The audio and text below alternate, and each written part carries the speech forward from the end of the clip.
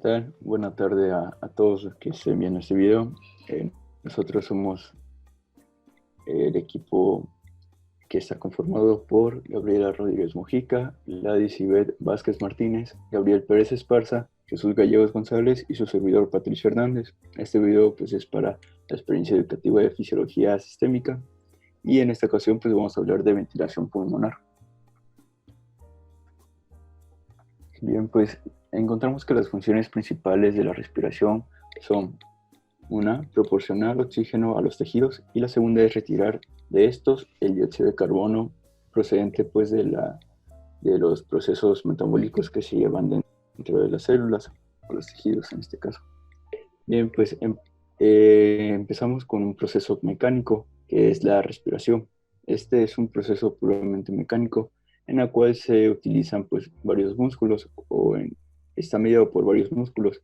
El primero pues es el diafragma, el cual es en caso de una respiración pues no forzada, solo se va a necesitar este músculo. El diafragma, cuando se contrae, expande hacia abajo a la caja torácica, lo que permite que los pulmones se expandan, recibiendo pues el volumen de aire que entra a través de la vía respiratoria. Cuando la respiración es forzada, se necesitan músculos extras. Estos músculos que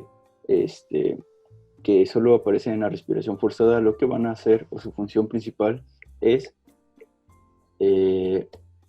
aumentar el diámetro anteroposterior, es decir, van a hacer que la caja torácica se expanda aún más. Esto es a través de los músculos intercostales externos, los músculos serratos anteriores y los esternocleidomastoideos. Bien, en la imagen que se encuentra a su derecha vemos la función que cumplen los músculos intercostales internos, en este caso, y externos también. En el caso de los músculos intercostales externos, que tienen principal función en la inspiración, lo que van a hacer es que al contraerse van a elevar la costilla inferior, ya que la otra parte del músculo va a estar insertada en la costilla superior. Entonces, al contraerse hace una función en palanca, lo que hace que las costillas que tienen una inclinación en estado basal hacia abajo, estas se vuelvan rectas, tomando de referencia pues a la columna vertebral. Esto ocurre en inspiración. En la inspiración ocurre lo contrario en el caso de los músculos intercostales internos, los cuales van a volver al estado basal a las costillas, es decir, las van a dirigir hacia abajo. En el caso de la expiración, no se va a necesitar una inspiración no forzada, no se va a necesitar de una contracción muscular, sino que la sola relajación del diafragma va a hacer que la caja torácica o el contenido de esta se vuelva hacia arriba, y eso está favorecido gracias al retroceso elástico de los pulmones, de la pared torácica y de las estructuras abdominales, las cuales van a empujar hacia arriba a la caja torácica. Pero en caso de una expiración forzada, se involucran los músculos rectos del abdomen y los intercostales internos. Los músculos rectos del abdomen lo que van a hacer es que al momento de contraerse van a empujar o van a hacer que las estructuras abdominales empujen la caja torácica hacia arriba. Bien, ahora vamos a tomar en cuenta las presiones. ¿Qué es eso que van a hacer las presiones? Pues las presiones van a ser responsables de originar el movimiento de entrada y salida de aire de los pulmones. Encontramos que hay tres presiones principales: la presión alveolar, la presión pleural y la presión transpulmonar. En la imagen que se ve a blanco y negro, en esta diapositiva, encontramos que en la parte izquierda está, son las presiones referentes al final de una expiración, mientras que en la parte derecha encontramos a las presiones referentes durante la inspiración. Entonces iniciamos explicando pues lo que es la presión pleural.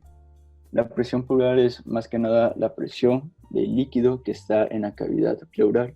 Recordando que esa cavidad pleural pues es el espacio que existe entre la pleura visceral y la pleura parietal.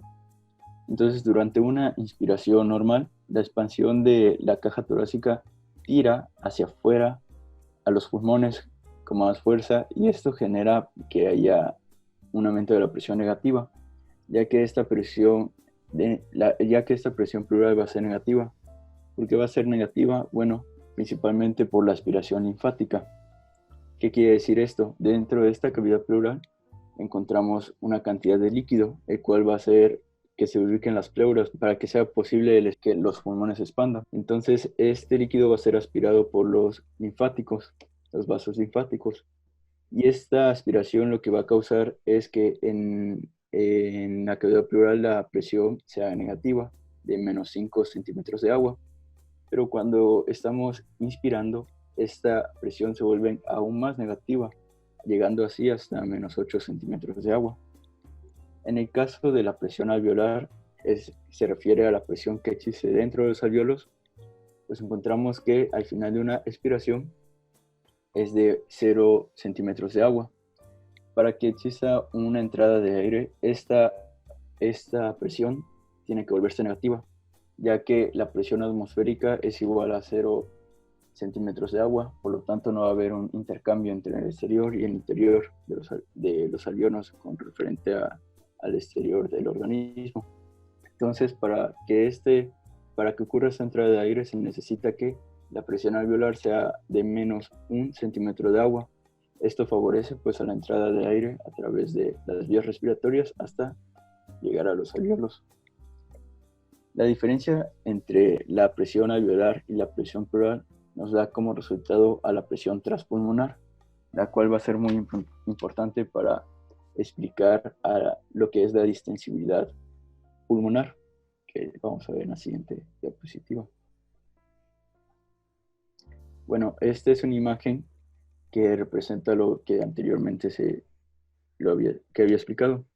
Cuando inspiramos la presión pleural, que es la línea más inferior que se logra ver, esta cuando inspiramos se vuelve más negativa, aumentando así la diferencia entre la presión alveolar y la presión pleural, lo que nos da como resultado pues un aumento en la presión transpulmonar. Esto también va relacionado al cambio de volumen dentro de los pulmones, es decir, la entrada de aire. Cuando hay una disminución de la presión pleural, hay un aumento en el volumen pulmonar. Ahora, la distensibilidad de los pulmones, ¿qué quiere decir esto? Esto es la facilidad con la que el pulmón puede distenderse o estrecharse. Hay que diferenciar que distensibilidad no es lo mismo que elasticidad, ya que la elasticidad es una propiedad que tiene algunos cuerpos para volver a su estado natural cuando éstas están siendo alteradas por una fuerza. Entonces vemos que la distensibilidad de los pulmones está determinada por fuerzas elásticas. Estas fuerzas elásticas son propias del tejido pulmonar, que se refiere a las fibras de colágeno y de elastina, y fuerzas elásticas producidas por la tensión superficial que tapiza las paredes internas de los alveolos, como veremos más adelante, hablando sobre colapso alveolar. Bien. Bueno, para que exista la salida de aire, pues hay que ver a los alveolos como si fueran un globo. Cuando se infla un globo, el aire que está dentro de ese globo tiende a salir. ¿Por qué? Porque, digamos que de manera hipotética, hay las moléculas de ese gas, que en este caso pues sería aire, pues se humidifica, entonces se almacena cierta cantidad de agua dentro de esta esfera, como se ve en la imagen. Entonces estas moléculas lo que tienden a hacer es contraerse, y cuando se contraen lo que tienden a hacer es colapsar el medio donde están almacenados.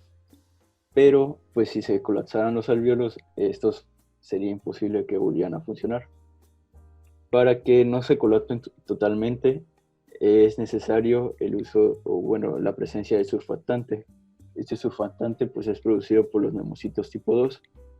Lo que hace este surfactante es disminuir la interacción entre las moléculas de agua, haciendo que la contracción de esta sea menor y evitando así o disminuyendo así la tensión superficial que existe en los alvéolos y evitando así, por supuesto, pues el colapso alveolar. Ahora vamos a comenzar a hablar sobre volúmenes y capacidades pulmonares. La espirometría es una prueba fundamental para evaluar la función pulmonar. Nos da información de la cantidad de aire total que tienen nuestros pulmones y de la velocidad con la que desplazamos esos volúmenes de aire, que son los flujos pulmonares. Entonces, como se puede entender, es una prueba básica en el estudio de las enfermedades respiratorias que sirve para valorar el rendimiento pulmonar y además el estado de salud. Para checarlo se necesita del espirómetro básico típico. En la imagen tenemos uno que se le llama de campana o de tambor. Este está formado por un tambor invertido sobre una cámara de agua con el tambor equilibrado por un contrapeso. En el tambor hay un gas respiratorio, habitualmente es de aire u oxígeno. También un tubo que conecta con la boca con la cámara de gas y en su otro extremo se encuentra la boquilla.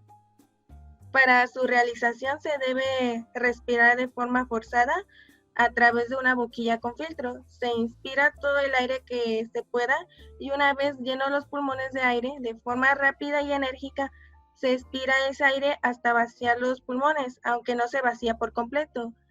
Por ejemplo, cuando se expira, el tambor sube y el contrapeso baja, haciendo un registro de línea hacia abajo. Cuando sucede lo contrario de la inspiración, el tambor baja y el contrapeso sube, por lo que marcará una línea hacia arriba. Las aplicaciones clínicas se dan para el diagnóstico y seguimiento de todas las enfermedades respiratorias como es el EPOC, asma bronquial, bronquiectasia, fibrosis pulmonar, enfermedades neuromusculares, entre otras. De hecho, hay más técnicas de medición, aparte de la espirometría, que utilizan los neumólogos, y estas técnicas usan cálculos y datos de la función pulmonar, por lo que se utilizan abreviaturas y símbolos para verlo de una manera más sencilla y simplificada. Los volúmenes y capacidades que se van a hablar más adelante tienen su abreviatura. Son tantas las abreviaturas y símbolos que en la tabla se colocó lo más relevante, como el de la distensibilidad, volumen del gas del espacio muerto y volumen del gas alveolar, también de la presión atmosférica, presión alveolar, presión pleural y de las presiones parciales, donde al final lo único que cambiaría es el gas, y de la saturación porcentual de la hemoglobina con oxígeno, que se representa con SO2. El intercambio de gases exige que el aire sea movilizado periódicamente dentro y fuera de los pulmones. Tanto en condiciones fisiológicas como en condiciones patológicas, el volumen de gas que ocupa los pulmones en reposo o entra y sale de ellos tanto en una respiración normal como forzada. Depende de las características de los pulmones, de las características de la caja torácica y de la interacción entre ellos, así como de la función de los músculos respiratorios en reposo y a lo largo del ciclo de la respiración.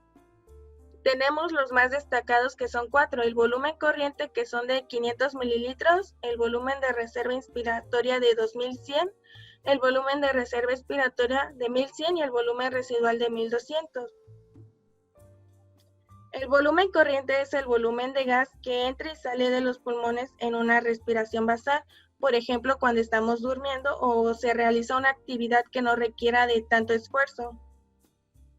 El volumen de reserva inspiratorio representa el volumen adicional de gas que puede introducirse en los pulmones al realizar una inspiración máxima desde volumen corriente. El tercero, que es el volumen de reserva expiratorio, es el volumen de gas adicional que puede exhalarse del pulmón tras expirar a volumen corriente. Y el volumen residual corresponde al volumen de gas que permanece dentro del pulmón tras una expiración forzada máxima. Las capacidades tenemos también 4, la inspiratoria, que son de 2.500 mililitros, y es la suma del volumen corriente y del volumen de reserva inspiratorio, y representa el máximo volumen inspirado tras una expiración tranquila. La capacidad residual funcional es la suma del volumen de reserva expiratorio y del volumen residual, es el volumen de gas que hay dentro de los pulmones al final de una expiración tranquila corresponde al punto de equilibrio entre la retracción elástica del pulmón y de la caja torácica y son de 2.300 mililitros.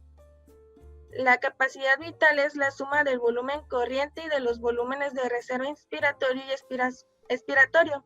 Representa el máximo volumen de gas pulmonar movilizable, es decir, es la cantidad máxima de aire que puede expulsar una persona desde los pulmones después de llenar antes los pulmones hasta su máxima dimensión y son de 4.600 mililitros.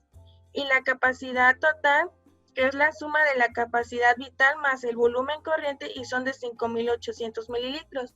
Y en la gráfica se podrá representar aquí cómo se ven los volúmenes y las capacidades. La capacidad residual funcional, que es el volumen de aire que queda en los pulmones al final de una expiración normal, es muy importante en la función pulmonar. Como el valor se altera mucho en algunos tipos de patologías, con frecuencia es deseable medir entonces la capacidad. Debido a que el aire queda en los pulmones, no se puede utilizar de manera directa el espirómetro para medir esta capacidad porque el aire del volumen residual de los pulmones no se puede expirar hacia el espirómetro. Entonces, para medir esta capacidad se debe de utilizar el espirómetro de manera indirecta, habitualmente por medio de un método de dilución de helio, como se señalará a continuación. Primero se llena un espirómetro de un volumen conocido con aire mezclado con helio a una concentración conocida. Antes de respirar del espirómetro, la persona o el paciente hace una expiración normal. Al final de el volumen que queda en los pulmones es igual a la capacidad que estamos evaluando. En este punto, el paciente comienza inmediatamente a respirar desde el espirómetro y los gases del espirómetro se mezclan con los gases de los pulmones. Entonces esto hace que el helio sea diluido por los gases de la capacidad residual funcional y se puede calcular el volumen de esta capacidad a partir del grado de dilución del helio utilizando la fórmula que se muestra, donde CRF es la capacidad residual funcional, CIH es la concentración inicial de helio, la CFH es la concentración final de helio, estos dos del espirómetro, y la BI-SPIR es el volumen inicial del espirómetro. Y también con esto se podrá determinar tanto el volumen residual y la capacidad pulmonar total, sumando la capacidad inspiratoria. Y el volumen respiratorio minuto es la cantidad total de aire nuevo que pasa hacia las vías aéreas en cada minuto y es igual al volumen corriente multiplicado por la frecuencia respiratoria por minuto. El volumen corriente normal, como dijimos, es de aproximadamente 500 mililitros y la frecuencia respiratoria normal es de aproximadamente 12 respiraciones por minuto. Por tanto, el volumen respiratorio minuto es en promedio de aproximadamente 6 litros por minuto o también representado como 6.000 mililitros por minuto. Y se dice que una persona puede vivir durante un periodo breve con un volumen respiratorio minuto de tan solo 1.5 litros por minuto y una frecuencia respiratoria de solo 2 a 4 respiraciones por minuto. Como acaba de mencionar mi compañera, a la izquierda tenemos que en una ventilación pulmonar en reposo inspiramos un volumen de aire corriente de 500 mililitros, que entra por nuestras vías aéreas con la finalidad de llevar ese aire hacia la unidad respiratoria o zonas de intercambio gaseoso, conformada a partir de los bronquiolos respiratorios, después los conductos alveolares, los sacos alveolares y los alvéolos. Entonces, encontramos que la ventilación alveolar pues es el volumen que llega de aire hacia esta unidad respiratoria mencionada y podemos decir que no es el mismo que inspiramos, debido a que parte de los 500 mililitros de aire se queda en espacios que no hacen intercambio gaseoso, como la nariz, faringe y tráquea. Se le denomina aire del espacio muerto y no es útil para el intercambio gaseoso. Ahora bien, antes de continuar es importante mencionar que aunque la ventilación alveolar por lo general se define como el volumen de aire fresco que entra, es decir, en la inspiración, en esta definición está implícito un volumen similar de aire alveolar que sale del cuerpo, expiración. En otras palabras, sabemos que la ventilación pulmonar se trata pues de meter y sacar aire a los pulmones, pues asimismo pasa en la unidad respiratoria. En la ventilación alveolar pues metemos y sacamos aire. Veremos que durante la expiración primero pues se expulsa el aire del espacio muerto anatómico antes del que procede pues de la ventilación alveolar, y nos dice que el espacio muerto anatómico suele ser desventajoso para retirar los gases expirados. Entonces, pues, ¿cuál es ese volumen de aire del espacio muerto anatómico? Este será de 150 mililitros en un adulto joven y aumenta ligeramente con la edad. Por lo tanto, la ventilación alveolar es de 350 mililitros de volumen de aire, y pues este es el aire que hace la hematosis en condiciones normales. Una buena pregunta sería, pues, ¿por qué en condiciones normales? Veremos lo siguiente. Existe otro espacio muerto, llamado espacio muerto alveolar, y se define como el volumen de aire que debe hacer hematosis, pero no lo hace, y está refiriéndose pues a los 350 mililitros que acabamos de mencionar. Este espacio en un hombre sano pues es casi nulo, de cero prácticamente, y aumenta cuando partes de la unidad respiratoria, sobre todo los alvéolos, no son funcionales en caso de alguna patología, o funcionales parcialmente debido a pues a menor flujo sanguíneo en los capilares pulmonares, y ya no pueden recibir el aire que les corresponde. Por lo tanto, cuando aumenta el espacio muerto alveolar, la ventilación alveolar pues será menor, es decir, menor aire que hace hematosis. Ahora bien, podemos unir estos dos espacios muertos en uno solo, el espacio muerto fisiológico, el cual pues es la suma de los dos anteriores, del anatómico y del alveolar. Deducimos que en condiciones normales es igual al espacio anatómico de 150 mililitros y habrá pues por lo tanto una ventilación alveolar de 350 mililitros que hace hematosis. En caso normal va a aumentar debido pues al aumento del espacio muerto alveolar, y pues finalmente la ventilación alveolar será menor de 350 y habrá pues menos aire que hace hematosis.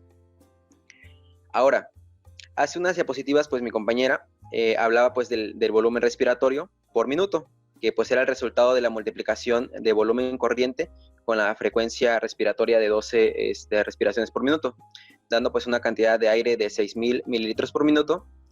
Ahora sabemos que pues a los alvéolos no llega el mismo aire de la inspiración, por lo que pues al igual que cambió la ventilación alveolar, cambiará pues la frecuencia de ventilación, o también llamada volumen alveolar por minuto.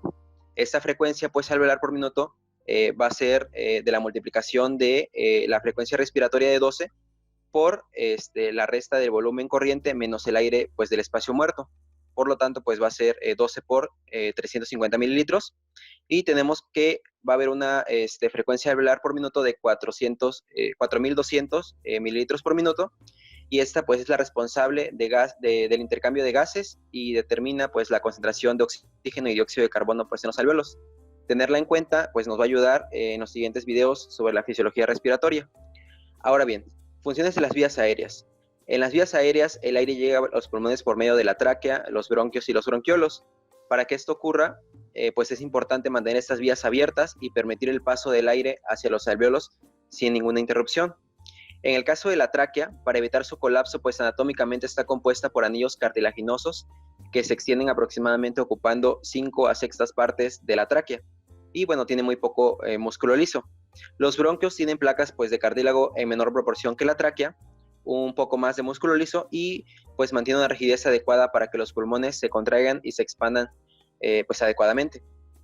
Sucesivamente pues va disminuyendo el cartílago conforme pues avanzamos en la segmentación de los bronquios, desapareciendo pues en los bronquiolos, quienes tienen pues mayormente músculo liso y mantienen pues la propia rigidez en sus paredes y se expanden con la misma presión transpulmonar que hacen pues los alvéolos.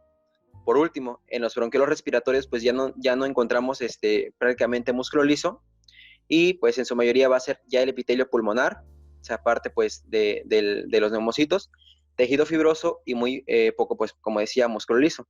Ahora bien, existen enfermedades pues en donde la contracción excesiva del músculo liso de estas estructuras pues pueden causar estenosis y obstrucción, y pues esto a su vez evita el paso del aire. Bien, ahora les hablaré sobre el control nervioso y local de la musculatura bronquial.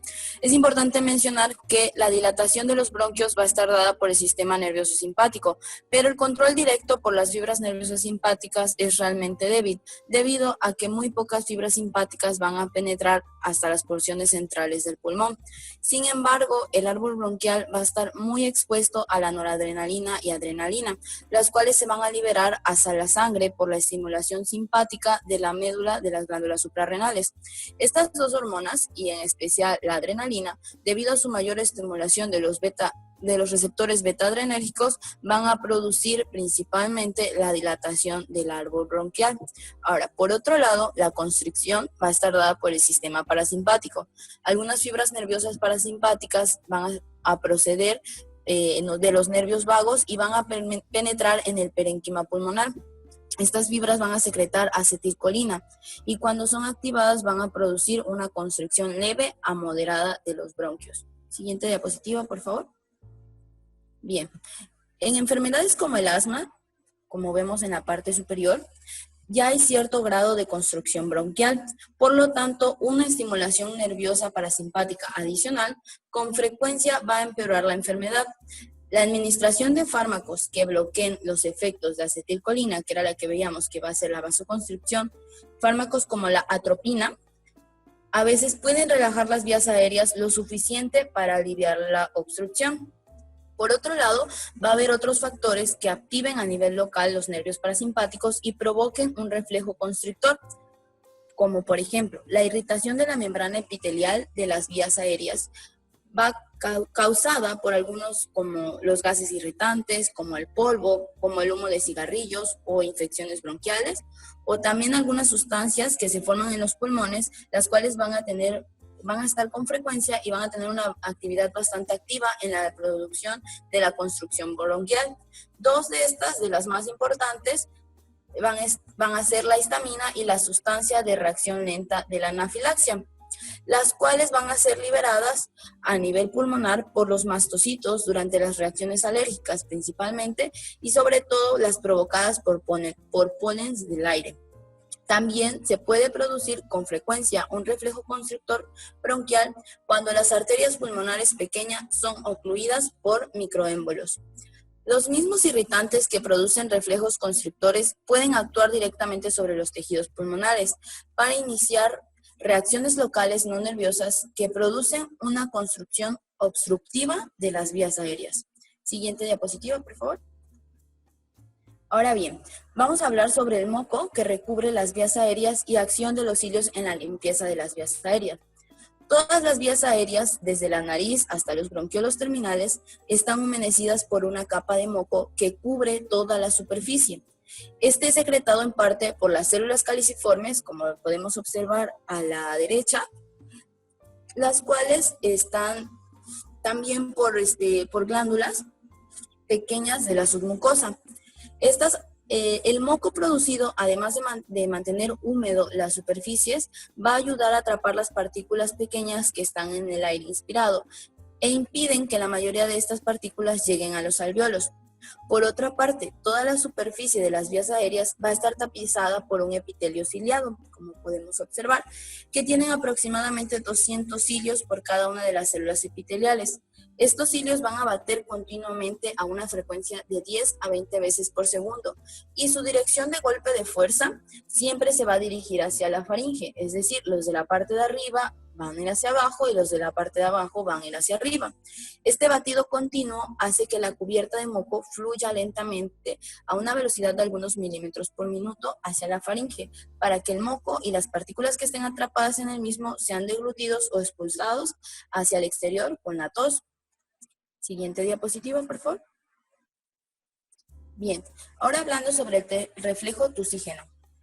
Este va a estar en las vías aéreas inferiores principalmente. Estas vías van a tener cierta sensibilidad a presiones ligeras de cantidades muy pequeñas de sustancias extrañas u otras causas de irritación, las cuales van a iniciar este reflejo. Los impulsos nerviosos aferentes van a pasar principalmente a través de los nervios vagos hacia el bulbo raquídeo del encéfalo. Ya en el bulbo raquídeo, se va a activar una secuencia automática de acontecimientos. ¿Qué es lo que va a pasar? Primero, se va a inspirar rápidamente hasta 2.5 litros de aire. Después se va a cerrar la epiglotis y las cuerdas vocales se van a cerrar firmemente para atrapar el aire que está en el interior de los pulmones. De ahí, los músculos abdominales se van a contraer comprimiendo el diafragma, mientras otros músculos respiratorios, como los intercostales internos, también se van a contraer con fuerza.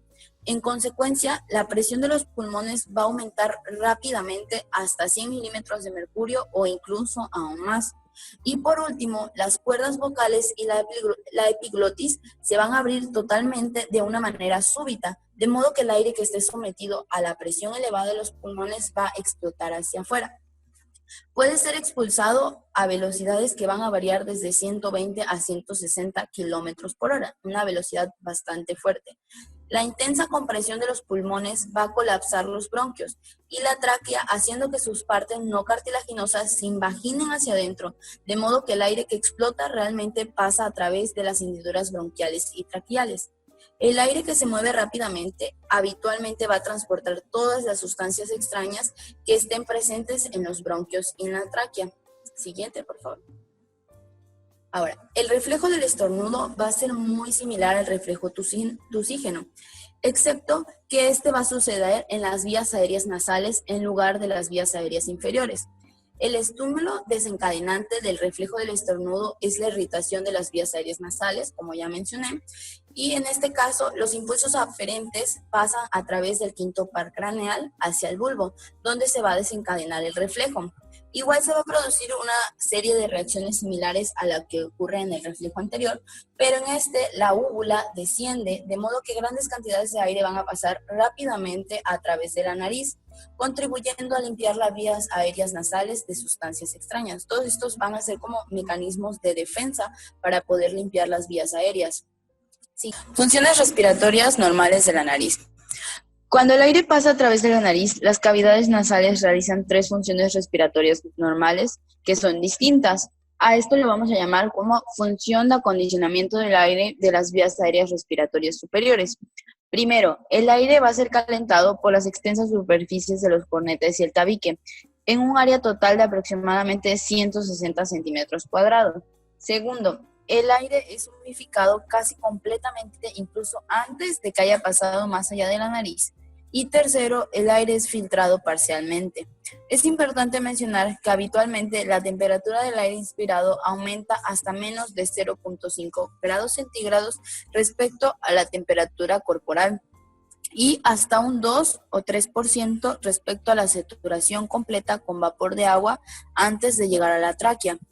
Ahora, por otro lado, los pelos de entrada de la nariz son muy importantes para filtrar las partículas grandes, pero existe un filtro aún mayor, el cual permite la eliminación de las partículas por precipitación turbulenta.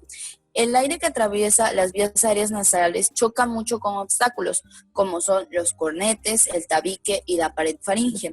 Cada vez que el aire choca con una de estas obstrucciones, debe cambiar su dirección de movimiento.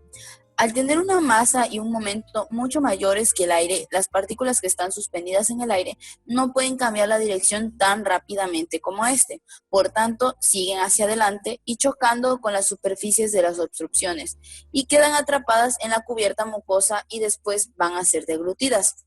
Este mecanismo es tan eficaz que casi no llegan partículas mayores de 6 micras de diámetro dentro de los pulmones a través de la nariz.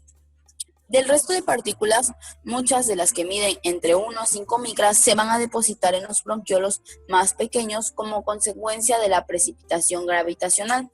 Algunas de las partículas todavía más pequeñas, menores a 1 micra de diámetro, se van a difundir con las paredes de los alvéolos y se van a adherir al líquido alveolar.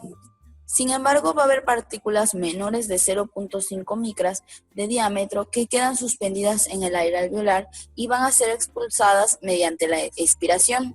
Por ejemplo, las partículas del humo de tabaco tienen aproximadamente 0.3 micras de diámetro y casi ninguna de estas partículas precipita en las vías aéreas antes de llegar a los alvéolos. Muchas de las partículas que quedan atrapadas en los alvéolos van a ser eliminadas por los macrófagos alveolares y otras van a ser transportadas por los linfáticos pulmonares. Pero un exceso de partículas puede provocar el crecimiento de tejido fibroso en los tabiques alveolares, dando lugar a la debilidad permanente de estos. Siguiente diapositiva.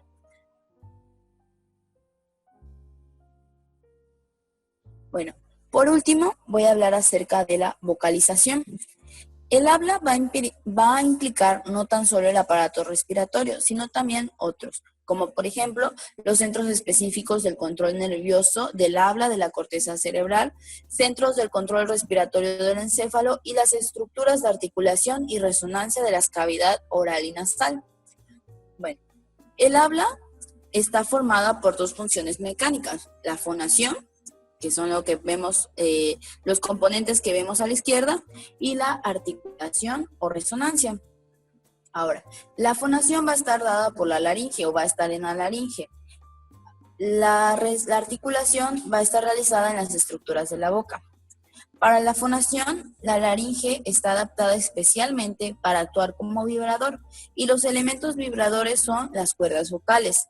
Estas protruyen desde las paredes laterales de la laringe hacia el centro de la glotis y son distendidas y mantenidas en su posición por varios músculos específicos de la propia laringe. Como podemos ver ahí en la parte izquierda, en la imagen de la izquierda, se ve las diferentes formas en las que puede estar abierta. Ahora, durante la respiración normal, las cuerdas están muy abiertas para facilitar el paso de aire. Durante la fonación, las cuerdas se juntan entre sí, de modo que el paso de aire entre ellas produce su vibración. El tono de la vibración va a estar determinado principalmente por el grado de distensión de las cuerdas, aunque también por el grado de aproximación de las cuerdas entre sí y por las masas de sus bordes. Inmediatamente en el interior de cada una de las cuerdas va a haber un ligamento elástico fuertemente, el cual está denominado ligamento vocal. En este ligamento va a estar unido por delante al gran cartílago tiroides y por atrás al ligamento vocal. Va a estar unido a la apófisis vocales de los dos cartílagos aretinoides.